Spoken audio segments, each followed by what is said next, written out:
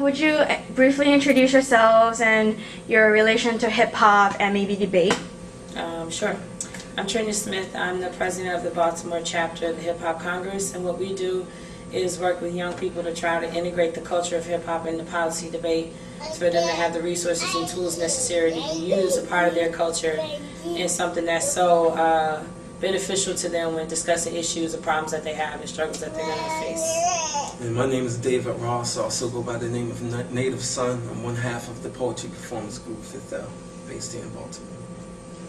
I'm E, the Poet MC, the keeper of the African oral tradition through the mediums of spoken word, poetry, and hip-hop culture.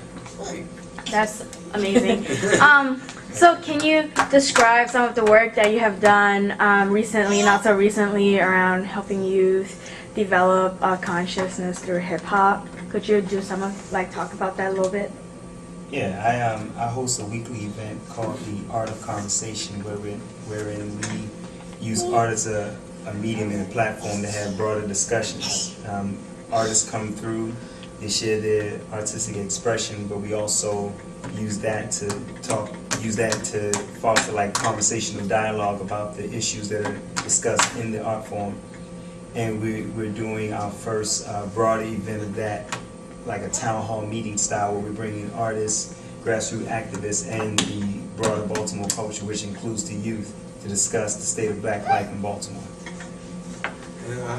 On behalf of the 5th L, what we do is try to engage the youth in a few ways.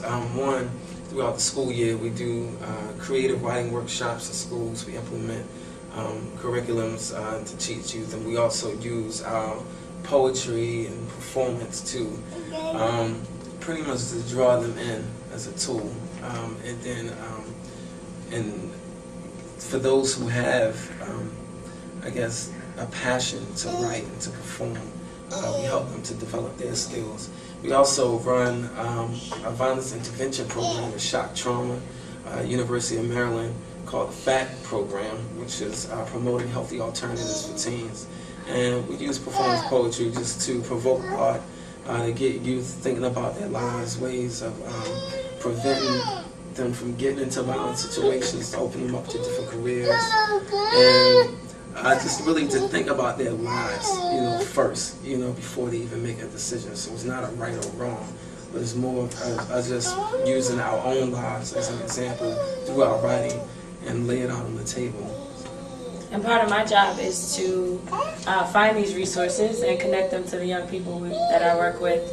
Part of what the Hip Hop Congress does is we do community rap sessions in which the young people go out to the community and host these community debates, like the town hall meeting, the debaters. These are the forums in which these young people who have the technical skills in debate need to be applying that in the community, and making sure that the skills that they learn in debate aren't being just kept in a classroom and not taken out into the field where they can put it into action. Mm-hmm. One of the more cliche questions: what does hip hop mean to you? Well, hip hop means to me. It's funny that, even the aspect of it being a cliche, I think what's more cliche than anything is the understanding of hip hop. Because hip hop is not a philosophical thing that we can make whatever we want it to be.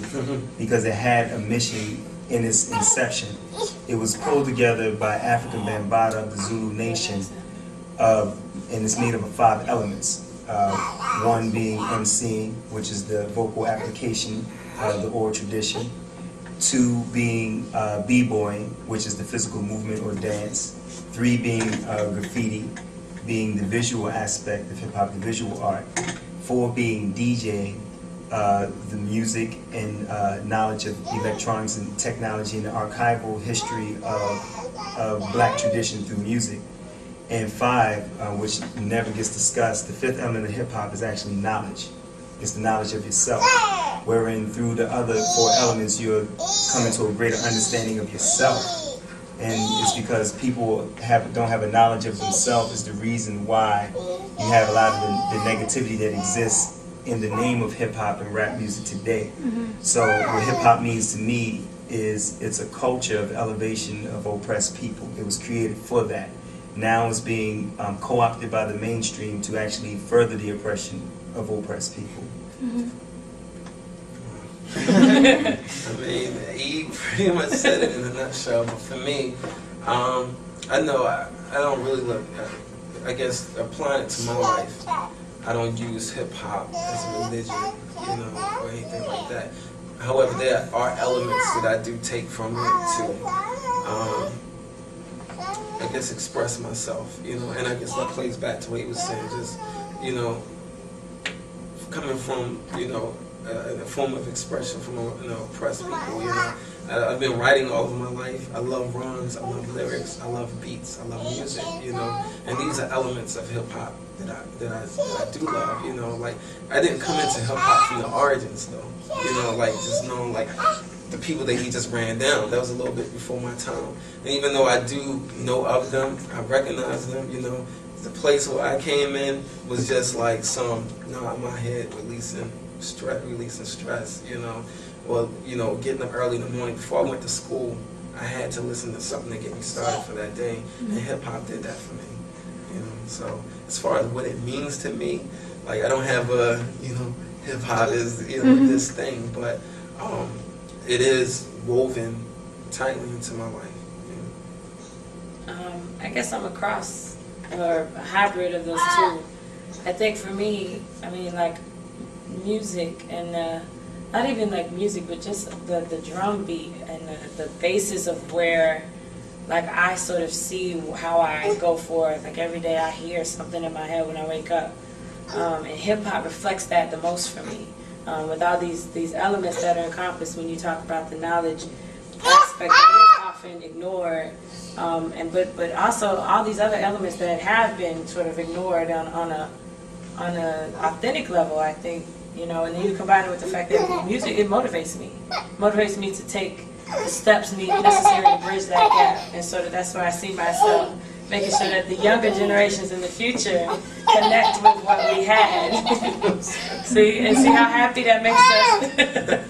But that's, you know, sort of where I see it. It's that tool to bridge the gap, the pieces that are missing, so we can, you know, get to the place where we need to be. That's wonderful. I have 3 minutes left on my tape. Okay. Can you? Can you? We got 2 minutes. Right. So can you talk a little bit about how you envision hip hop as being a means for the Black community and also other communities of color to elevate their conditions in the status quo, from the status quo? Well, initially, I would say that those from my age bracket, like I always say, like the 30 and over crew, I'd say that, you know, we're old enough to remember what hip-hop was in its earlier days. And one thing that it was and it has to return to, hip-hop was a culture of elevating the youth. Now, hip-hop is being used to exploit the youth. So we need to return hip-hop back to the youth. Phrase the question, please. So how do you envision hip-hop as a means to elevate the conditions of oppressed people? I think it has the means and the possibility to do it. Whether it's happening right now, you know, I really can't say. But it is a conduit. You know, it can happen, and it has happened for many years. And it's, I guess, in its own little ways. I think the only difference is now that I feel like, especially in this day and time, if you want to be elevated, you're gonna have to find it. You know, it's not gonna just, you know, happen. Like the brother was saying earlier about, you know, listening to, just going to 92Q or a station like that, for an example, to get your source of what you need from hip hop, you know. And just for me, I think hip hop tells the story of the oppressed, and when that story is told, we can finally get to, you know, why things are like that, so we can figure out the solutions and the ways to address those issues. Because for the most part, I think the true story has been neglected over the years. So when we get that true story out, we can find the real solutions, and I think that will help to alleviate some of the issues that are existing for oppressed bodies. Wonderful. Thank